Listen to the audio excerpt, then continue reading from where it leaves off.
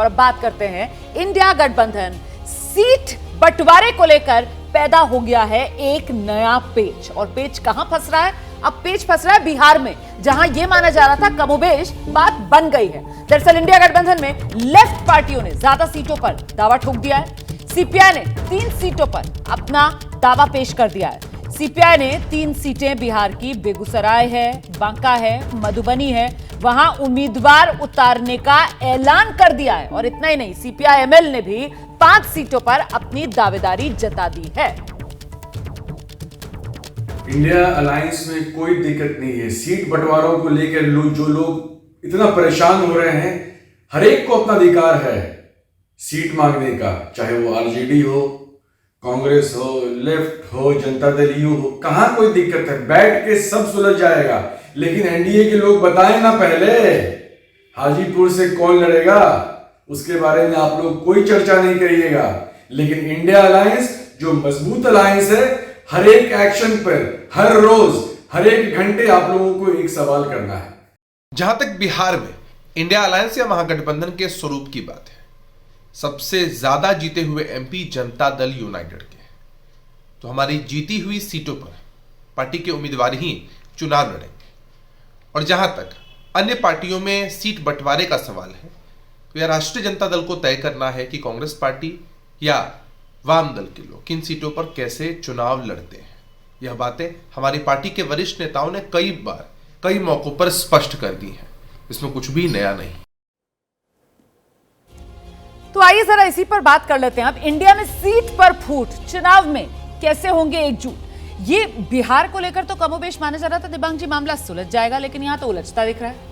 देखिए, बिहार पर उस दिन भी मैंने कहा था कि अगर ये 16-16 सीटों पर मान जाते हैं तो कांग्रेस 4 और 2 सीपीआई और सीपीआई-एमएल को मिल सकती हैं। ये उस दिन भी ये बात हुई थी। और ऐसा नहीं कि मामला सुलझ जाता है, ये बातें लंबी चलती हैं। ये पार्टियां ऐसी नहीं हैं जो एक बड़ी डिसिप्लिन सिपाही की तरह हों और सेना की टोली हो कि उन्होंने कह दिया और सब लोग मान गए जी। ये मैं तो शुरू से कह रहा हूँ कि आप ये तमाम कोशिशों के बावजूद, तमाम मान लेने के बावजूद बहुत सारी फ्रेंडली फाइट्स होंगी इन पार्टियों की, और हमने इनका इतिहास देखा, ये फ्रेंडली फाइट्स होती रहती हैं। अब उस पर आप लोग ज़रूर उसकी बखिया उघेड़ेंगे कि भाई फाइट होती है, फ्रेंडली फाइट क्या होती है, लेकिन ये सब इन पार्टियों का चरित्र है, ये इस तरीके से ही चलती हैं। और बिहार में एक बहुत महत्वपूर्ण बात है कि बहुत सारे पॉकेट्स हैं जहां लेफ़्ट अभी भी बहुत मजबूत है। बिहार में लेफ़्ट के चुने हुए नेता केंद्रीय मंत्रिमंडल में अच्छे मंत्रालय संभालते रहे हैं।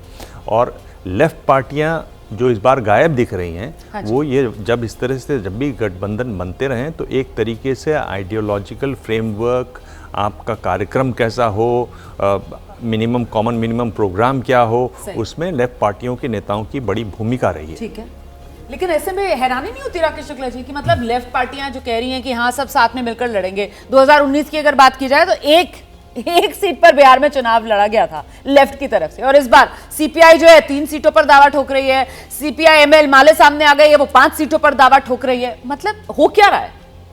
2 चीज़ें अलग अलग समझिएगा। लेफ्ट पार्टी को लग रहा है कि राजनीति में हमारी प्रासंगिकता धीरे धीरे कम हो रही है, तो उन्होंने सबसे पहला दावा किया वायनाड सीट पे।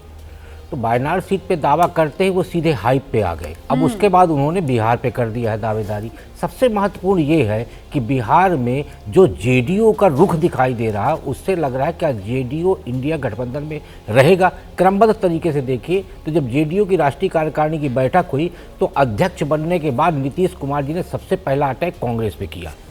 उसके बाद जब आरजेडी की तरफ से राम मंदिर के मुद्दे पे आपत्तिजनक टिप्पणी की गई तो जेडीयू उसके बचाव में आई और उसने कहा कि इस तरह की टिप्पणी नहीं करना चाहिए। आज जेडीयू के मंत्री की तरफ से कहा जा रहा है कि हम मंदिर के पक्ष में हैं। हाँ, और जेडीयू में नीतीश कुमार जी मौन साधे हुए हैं और जेडीयू के नेता कह रहे हैं कि 17 सीट से कम पे हम मानेंगे नहीं। ऐसे में सबसे महत्वपूर्ण यहाँ पे ये है कि जो वहाँ का सबसे बड़ा दल है, चीफ मिनिस्टर है जेडीयू, वो इंडिया गठबंधन पे रहेगा या नहीं रहेगा। यदि वो रहेगा तब सीट बंटवारे की बात आगे स्पष्ट होगी। आपने तो बड़ा प्रश्न चिन्ह लगा दिया यहाँ पर कि नीतीश कुमार रहेंगे इंडिया गठबंधन में या नहीं रहेंगे। और जेडीयू के नेता के तो अभी बोल सुन ही लिए थे, कह रहे साहब जो जीती हुई सीटें हैं उन पर तो हमारी दावेदारी हम नहीं छोड़ने वाले। तो मतलब 40 में से 16 तो आप ऐसे ही हटा दीजिए, तो बची कितनी? 24। तो मतलब आरजेडी, कांग्रेस, लेफ्ट सब 24 में गुजारा कर लें। होगा क्या, इस पर हमारी नजर है। लेकिन बिहार में सीपीआई ने 3 सीटों पर लड़ने का ऐलान कर दिया है। सीपीआई के नेता हैं विजय नारायण मिश्र, उन्हीं से बात की हमारे संवाददाता प्रकाश कुमार ने। सुनिए। इंडिया गठबंधन में सीट बंटवारे को लेकर कई सारे सवाल खड़े हो रहे हैं। हमारे साथ सीपीआई के नेता हैं जो बताएंगे कि आप लोगों ने 3 सीटों का दावा ठोक दिया है कि इन 3 सीटों पर लड़ेंगे। क्या आधार है, क्या आप लोग की बात बनेगी या आप लोग 3 सीट पर लड़ेंगे?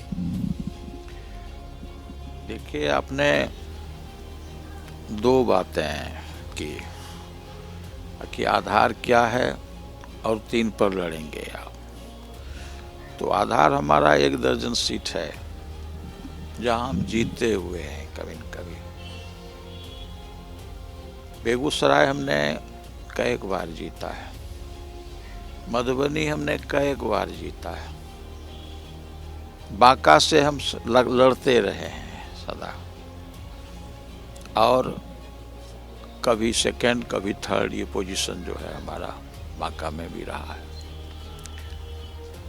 तो हम लोगों ने पहले लगभग 1 दर्जन सीट का किया था चुनाव की हम लोग। लेकिन अभी इंडिया गठबंधन जो बना और जब हमारा टारगेट है कि हम बीजेपी को सत्ता से हटाना चाहते हैं, हटाएंगे, तो उसमें तो हमको कंसीड करना पड़ेगा। अगर हम ही कहेंगे कि नहीं इतना सब सीट पर, तो बाकी क्या होगा। इसलिए हम लोगों ने बार बार इस पर मंथन किया और इधर हाल में सेक्रेटेरिएट की बैठक, जब हमको विद सेक्रेटेरिएट की बैठक करके पुनर्विचार किया इस पर, और पुनर्विचार करके 3 सीट का चयन किया, बेगूसराय, बांका और मधुबनी। मधुबनी में जानते हैं भूपेंद्र झा का 1 बार जीते, चतुरान मिश्र भी जीते, सेंट्रल में मिनिस्टर भी बने, सब कुछ हुआ। तो कम्युनिस्ट पार्टी का ऑर्गेनाइजेशनल वजूद तब तक कायम नहीं रह सकता है जब तक कि हम अपना जीते हुए सीट पर कम से कम दावा भी नहीं करें और लड़ें भी नहीं। तो कैसे चलेगा? डिमोरलाइजेशन फैलेगा हमारे पार्टी संगठन के अंदर। इसलिए हम लोगों ने कहा कि नहीं, हम इसको कंसीड करते हुए कि इंडिया गठबंधन में हम कहीं कोई बाधा नहीं बने, हमने अपने को ये कम करके 3 सीट का चयन किया कि 3 सीट पर हमको लड़ना चाहिए और हमने वो दावा किया है। यही हमारा आधार है। तो क्या ये 3 सीट पर आप तैयार हैं, चाहे जो हो जाए, सीट शेयरिंग का मामला फंसे या बजे या फिर सुलझे, 3 सीट पर लड़ेंगे ही? देखिए, आपने फिर 2 सवाल कर दिया है कि मामला बजे या सुलझे। मैंने क्या कहा आपको? मैंने कहा आपको कि हम लोगों ने इस चीज़ को कई बार इस पर विचार किया। तो लेफ्ट पार्टी के नेता को आप सुन रहे थे, पूरी तरीके से वो डटे हुए हैं अपने मांग पर कि भाई बहुत सोच विचार कर लिया है। दर्जन भर सीटों पर दावा बन रहा था, लेकिन 3 सीटें तो ऐसी हैं जिस पर हम बिल्कुल पीछे नहीं हटेंगे। ऐसे में फिर गठबंधन कैसा बना रहेगा, सीट शेयरिंग का फॉर्मूला कैसे तय पाया जाएगा, और सबसे बड़ा सवाल यहां पॉलिटिकल शो में जो अभी अभी राकेश शुक्ला जी की तरफ से खड़ा कर दिया गया क्वेश्चन मार्क के तौर पर, नीतीश कुमार विजय जी रहेंगे या नहीं रहेंगे, सब कुछ उसी पर निर्भर करेगा। क्या अभी गुंजाइश बचती है कि इंडिया गठबंधन का साथ छोड़ दे नीतीश कुमार? मुझे नहीं लगता, लेकिन जो नीतीश कुमार जी का पॉलिटिकल हिस्ट्री है वो राकेश शुक्ला जी की बात को सपोर्ट करता है कि क्या वो कब कब बदल सकते हैं, कब नहीं बदल सकते, शायद वो भी खुद जानते हैं कि नहीं जानते। इसलिए ऐसा नहीं है, लेकिन मुझे आज की तारीख में नहीं लगता कि अब वो इस स्थिति में आकर फिर से पलटें और एनडीए के साथ आ जाएं या खड़े हो जाएं। और दूसरा, उससे क्या फ़ायदा होगा? आज वो प्रधानमंत्री के खिलाफ खड़े होकर एक बड़े नेता के तौर पर चैलेंज करते हुए दिख रहे हैं ना। वहाँ तो प्रधानमंत्री के अंडर में आकर ही कुछ करना होगा, तो उससे कौन सा उनको बड़ा फर्क पड़ जाएगा। या वो 2025 के चुनाव की तैयारी के हिसाब से सोच रहे हैं तो अलग हो सकता है। मैं उस पर कोई बहुत समझता नहीं कि जेडीयू के लिए बड़ा फैसला फ़ायदेमंद हो सकता है अगर वो ऐसा कर रहे हैं तो। लेकिन जैसे गठबंधन की बात आप बार बार कर रहे हैं, और हम लोग, जैसा मिश्र जी ने भी कहा कि हम लोग बहुत फ्रेजाइल समझते हैं उसको, इंडिया गठबंधन को। ऐसा नहीं है। एक बात तो समझ लीजिए कि इस गठबंधन की बेसिक समझ में है कि हम 400 सीटों पर 1 on 1 मतलब एक उम्मीदवार खड़ा करेंगे। 400 सीटों पर 543 सीटें हैं। तो करीब करीब 150 सीटें तो वो बची गई हैं जहाँ पर दिव्यांग साहब जिस बात का जिक्र करेंगे फ्रेंडली फाइट हो सकती है या अलग अलग लोग लड़ सकते हैं। और इतना आसान भी नहीं होता कि इतनी पार्टियों का अपनी दावेदारी है, कोई दूसरे नंबर पर रही है, कोई तीसरे नंबर पर रही है, किसी सीट पर किसी को जीत मिल गई है, नहीं मिली है, तो वो लगता है। और इनकी बात को फेस वैल्यू के तौर पर नहीं लेना चाहिए। मिश्र जी ने कह दिया और आपने कहा कि नहीं अब 3 सीटों से कम पे तो नहीं जाएंगे आप। हाँ। ऐसा नहीं है, कोई भी लीडर जो है जब अपनी बात रखता है तो ज़्यादा दमदार तरीके से और ज़्यादा सीटों के साथ रखता है। गठबंधन में जाके कितनी बातें होती है, और 2 सीटें तो उनको वैसे भी मिलने ही वाली है वहाँ पर, तो 2 और 3 में कोई इतना बड़ा फर्क पड़ेगा मुझे नहीं लगता। और गठबंधन मैं फिर से कह रहा हूँ सीट शेयरिंग की वजह से नहीं टूटेगा, अगर टूटा भी तो ठीक है। सीट शेयरिंग अकेली ऐसी वजह है जिसकी वजह से गठबंधन, इंडिया गठबंधन नहीं टूटने वाला। और बहुत सारे 100 कारण हो सकते हैं, लेकिन सीट शेयरिंग नहीं। पंकज जी, आप सहमत हैं? देखिए, गठबंधन टूटने का तो सवाल ही नहीं है। पहली बार है जब 28 राजनीतिक दल विपक्ष के इस तरह से साथ आए हैं और उनके लिए करो या मरो की एक तरह की परिस्थिति है, तो गठबंधन तो कायम रहेगा। और 425 के आसपास सीटों पर इंडिया समूह के राजनीतिक दल एक सर्वसम्मत उम्मीदवार उतारेंगे। जल्दी ही ये स्थिति स्पष्ट हो जाएगी। कांग्रेस जैसी पार्टी ने शुरू से ही ये साफ कर दिया था कि हम इस एकजुटता को विपक्ष की बनाए रखने के लिए किसी भी हद तक का त्याग करने को तैयार हैं। और भीतर ही भीतर बाकी सारे राजनीतिक दलों की मनः स्थिति भी यही है। अब अपना अपना जनाधार बनाए रखने के लिए, अपने अपने कार्यकर्ताओं को अपने साथ बनाए रखने के लिए हर राजनीतिक दल अपनी अपनी तरफ से कई दावे पेश करता है। पहले ही अगर ये राजनीतिक दल कह दें कि नहीं कोई बात नहीं, जिस हमको जितनी सीटें मिलेंगी हम लड़ लेंगे, तो ये नहीं होता है। अपनी अपनी राजनीति है। पर आप निश्चिंत रहिए, इंडिया समूह पूरी तरह एकजुट होकर और अगले हफ्ते 2 हफ्ते में ये स्थिति पूरी तरह स्पष्ट तो हो मतलब जाएगी। ये बिहार में आप कह रहे हैं कि ये जिस तरीके का सवाल उठा है सीटों को लेकर गठबंधन में फॉर्मूला शेयरिंग क्या रहने वाला है वो सुलझ जाएगा, उसमें कोई दिक्कत आएगी नहीं। ये महज एक पोस्टरिंग है जो नेताओं की तरफ से की जा रही है। तो बिहार की बात तो हो गई, सीधे आपको लेकर चलते हैं। इस वक्त समाजवादी पार्टी के मुखिया अखिलेश यादव मीडिया के सामने पर हैं, बीजेपी पर हमलावर हैं। सुनिए। टेक्निकल स्टाफ होना चाहिए, क्या पूरा हो गया? आज उत्तर प्रदेश में गांव में जाइए, बड़े पैमाने पे लोग कैंसर से बीमार हैं। इसी राजधानी में रिसर्च इंस्टीट्यूट बनी थी कैंसर की, क्या वो कैंसर इंस्टीट्यूट चालू हो गई? इसलिए मेरे समझदार पत्रकार जाकर के कैंसर इंस्टीट्यूट में अपना कैमरा लगाइए। वहाँ पर जो डायरेक्टर अगर अपॉइंट हो गए हों तो उनसे पूछिए, जानकारी हासिल करिए। और अगर ऑफिस आपको इजाज़त दे दे तो जो उन्होंने पहला मेडिकल कॉलेज समाजवादी सरकार के सामने शिलान्यास किया था, क्या वो मेडिकल कॉलेज गरीब जनता की मदद कर रहा है कि नहीं कर रहा है? शिक्षक भर्ती की बात थी, अभी लगातार धरने पे उनकी मदद समाजवादी लोग करेंगे, जब मौका मिलेगा तब मदद करेंगे। भारतीय जनता पार्टी से उम्मीद नहीं की जा सकती मदद की। बताया जा रहा है अमेठी और रायबरेली की सीट सपा कांग्रेस।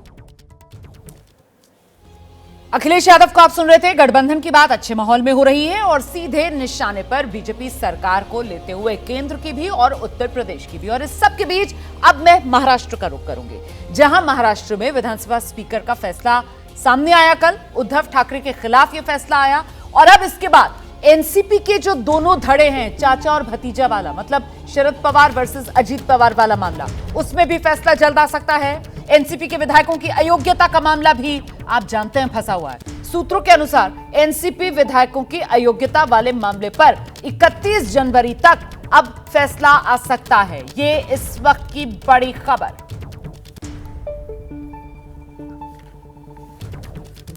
और ऐसे में अब सवाल बड़ा हो जाता है, कल जिस तरीके का फैसला आया उसमें उद्धव की हार, कैसे बचेंगे पवार? शरद पवार पर भी तलवार लटकती हुई नजर आ रही है आपको, राकेश जी?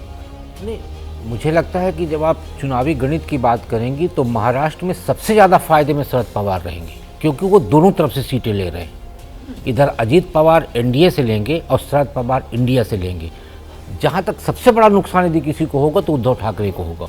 उद्धव ठाकरे 23 सीटों का दावा कर रहे हैं, तो शरद पवार जी की तरफ से एक फार्मूला दिया गया है कि हम उन सीटों पे भी बात करें जहां पार्टियां दूसरे नंबर पे आई हैं। तो दूसरे नंबर में सबसे ज़्यादा सीटों पे कांग्रेस आई है, 22 सीटें ऐसी हैं जहां कांग्रेस दूसरे नंबर पे है, 19 सीटें ऐसी हैं जहां पे एनसीपी दूसरे नंबर पे है और शिवसेना तीसरे चौथे नंबर पर चली जाती है, क्योंकि 18 सीटें जीती थी। और 18 सीटों में से आपके 13 सांसद चले गए हैं एकनाथ शिंदे जी के साथ। तो अब ये जो पूरा गणित दिखाई दे रहा है, उस पूरे गणित में आप देखेंगे कि कांग्रेस का दावा भी एनसीपी ने मजबूत किया है, अपना दावा भी मजबूत किया है, और इसमें सबसे ज़्यादा जो दावेदारी कमज़ोर हुई है वो उद्धव ठाकरे की कमज़ोर हुई है।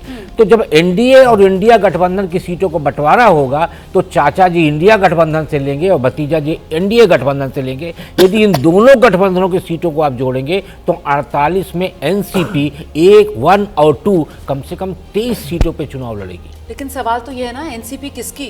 वो जिस तरीके से उद्धव ठाकरे को दिमाग कल झटका लगा है, एकनाथ शिंदे की एनसीपी, राहुल नार्वेकर ने फैसला सुना दिया है, अब अगली तलवार तो शरद पवार पर नहीं लटक रही है। ज्ञान जरूर लटक रही है, पर मेरे ख्याल से ये जितने भी नेता हैं इनका सारा फोकस इस समय लोकसभा चुनाव पर है, और मुझे लगता है कि बहुत ज़्यादा ये महत्वपूर्ण इनके लिए नहीं है। और जो राकेश बोल रहे हैं उससे मैं सहमत हूँ कि सारा फोकस सीटों पर है और सीटें किसको ज़्यादा मिलेगी उस पर है। इसमें जो मैं घूम कर आया हूँ, जो मैंने जो बातचीत की है, उससे मुझे लगता है कि इस बार जो उद्धव ठाकरे हैं शिवसेना के, उनको चूँकि जिस तरह की सिंपैथी उनको मिल रही है, जिस तरह की रैलीज़ उनकी बड़ी बड़ी हो रही हैं, उनको ज़रूर बड़ा घटक उस गठबंधन में मानना चाहिए। उनको उसी हिसाब अनुपात में सीटें भी ज़्यादा मिलनी चाहिए।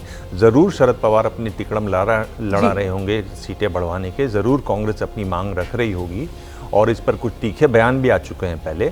लेकिन मुझे लगता है कि शिवसेना के नेतृत्व में ही वहाँ चुनाव लड़ा जाना चाहिए, तभी इनको फ़ायदा होगा। ठीक है, और इस सब के बीच देखिए कल जिस तरीके का फैसला आया ना, उद्धव ठाकरे साफ तौर पर कह रहे हैं कि मामला फिक्सिंग का है, फैसला पहले से ही फिक्स कर लिया गया था। उद्धव कह रहे हैं हमें सुप्रीम कोर्ट पर भरोसा है। सुनिए। इस नतीजे की उम्मीद तभी थी जब वो आरोपियों से जाकर मिले। एक बात तो तय है कि उन्होंने लोकतंत्र की हत्या की। ये सारी फिक्सिंग पहले से तय थी, इसलिए दौरों की घोषणा की गई। यह परिणाम सर्वोच्च नहीं है, यह स्थायी नहीं रहेगा। हम सुप्रीम कोर्ट जाने वाले हैं। सुप्रीम कोर्ट को भी इस पर ध्यान देना चाहिए। दूध का दूध, पानी का पानी हे व्हायला पाहिजे। तो फैसला आने से पहले भी जो बात कही जा रही थी उद्धव गुट की तरफ से कि साहब मैच फिक्स है, फैसला पहले से फिक्स है, मुलाकात देख लीजिए आप हो गए राहुल नार्वेकर और एकनाथ शिंदे की, फैसला आने के बाद भी कमोबेश वही आरोप दोहराते हुए उद्धव ठाकरे नजर आए। लेकिन अब सवाल बड़ा विजय जी हो जाता है कि उद्धव का दावा हारा, विक्टिम कार्ड का सहारा, और इसी वजह से जो फॉर्मूला सामने निकल कर आ रहा है कि गठबंधन में साथी 20-20 कांग्रेस और उद्धव गुट शिवसेना का और 6 एनसीपी शरद पवार। उद्धव गुट जो उद्धव साहब कह रहे थे वो बात ठीक हो सकती है कि जो पॉलिटिकल वो लड़ाई लड़ रहे हैं वो ठीक है, लेकिन जो नार्वेकर साहब का जो फैसला है वो सुप्रीम कोर्ट की लाइन पर और चुनाव आयोग की लाइन पर ही है, इसलिए उसमें कोई बहुत बड़ा विवाद नहीं है। लेकिन जब भी वो सुप्रीम कोर्ट जाएंगे, जा सकते हैं और वहाँ पर फैसला होगा, वो तो चुनावों तक नंबर आएगा। लेकिन आज उद्धव ठाकरे के पास ये मौका है कि वो ये साबित कर दे कि ये सब राजनीतिक षड्यंत्र है, और जो लोकसभा के चुनाव है वहां पर शिवसेना उद्धव गुट सबसे बड़ी पार्टी के तौर पर खासतौर से एनसीपी और कांग्रेस के साथ मिलकर आए। और मुझे लगता है महाराष्ट्र में आज की तारीख में भी भारतीय जनता पार्टी के बाद शिवसेना ही सबसे बड़ी पार्टी है, और इस गठबंधन में, महाविकास अघाड़ी गठबंधन में मुझे लगता है सबसे ज्यादा सीट शिवसेना उद्धव ठाकरे को मिलने वाली है, क्योंकि 23 में से 18 सीटें उन्होंने जीती है। तो 18 सीटों पर तो उनका हक है, भले ही वो 13 सीटें आज भारतीय जनता पार्टी के एकनाथ शिंदे साहब के साथ चली गई हों, लेकिन 18 सीटों पर उनका हक है। कांग्रेस 22 सीटों पर नंबर 2 पर होगी, लेकिन वो तो 18 सीटों पर नंबर 1 है ही, और 23 में से 18 वो उनका नंबर कम क्यों हो रहा है, क्योंकि 25 सीटें उन्होंने भारतीय जनता पार्टी को दे दी थी, तो उसमें भी उनका हक बनता है कायदे से। और मुझे लगता है कि महाविकास अघाड़ी में सबसे ज्यादा सीटें किसी को मिलेगी तो वो शिवसेना उद्धव ठाकरे को मिलेगी, और उसके बिना इस गठबंधन का कोई मतलब नहीं है। महाविकास अघाड़ी का